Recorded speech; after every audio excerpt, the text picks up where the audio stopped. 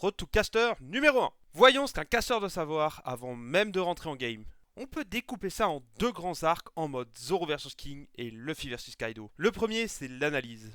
C'est un peu comme jauger les forces brutes des équipes dans le cadre de l'affrontement qui va avoir lieu. Il y a pas mal de critères qui peuvent rendre compte du niveau relatif de deux équipes à un instant T, mais j'ai des exemples pour vous, ne vous inquiétez pas. Pour commencer, la méta.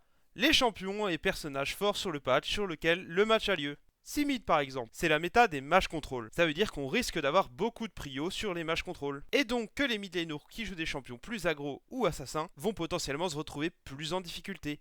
Un joueur comme Zeka ferait un parfait exemple. En deux, le style de jeu des équipes. Et donc ce qu'elles sont susceptibles de prioriser dans la phase de draft. Et donc ce qu'elles sont susceptibles de prioriser dans la méta évoquée précédemment. Est-ce que l'équipe peut jouer des choses qu'elle sait déjà jouer, ou est-ce qu'elle est forcée à apprendre une nouvelle manière de jouer au jeu? Peu d'équipes sont capables de le faire en seulement un mois pour les Worlds, donc c'est un point clutch de la forme d'une équipe. Il y a aussi la forme actuelle des équipes et joueurs. Est-ce qu'ils sont en win streak, en lose streak? Est-ce qu'ils sont dans une mauvaise passe, ou ont des dépendances vis-à-vis de certains champions ou des performances de certains joueurs dans leur équipe? Un parfait exemple serait T1 en 2023, qui sans Faker était complètement perdu. Alors que quand il revient, il gagne les Worlds. Vous avez remarqué que la sélection des champions revient souvent dans ces exemples.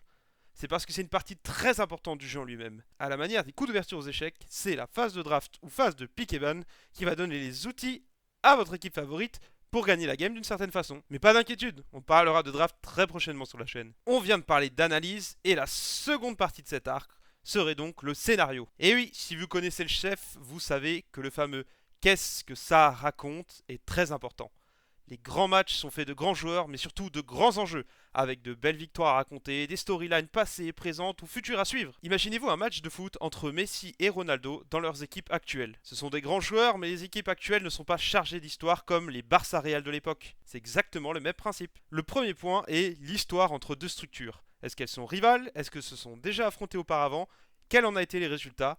Et donc potentiellement aussi les rivalités entre les joueurs. DRX contre T1 en 2023 en est un parfait exemple. Faker et Deft étaient dans le même lycée avant même d'être pro. La storyline est toute tracée jusqu'à l'affrontement en finale de championnat du monde. Et qu'en est-il de l'enjeu? Qu'y a-t-il à gagner ou à perdre lors de ce match? Et attention, je ne parle pas de titre, mais aussi d'honneur, de street cred de certaines équipes, ou même parfois de confiance à récupérer après une mauvaise série de matchs. Il faut savoir tout ça avant de rentrer en game, pour que l'histoire racontée par les casters soit encore plus belle. Et enfin, comment le résultat va impacter le futur de la grande histoire de League of Legends. Si une équipe de région mineure, par exemple, arrive à déstabiliser un des favoris du tournoi, elle suscitera de ce fait un intérêt particulier de la part des fans du monde entier, et ses joueurs entreront dans une nouvelle dimension. Des opportunités dans des grandes équipes, des fans qui crient votre nom, c'est ça la magie des Worlds. Et c'est tout pour moi, on se recapte très vite.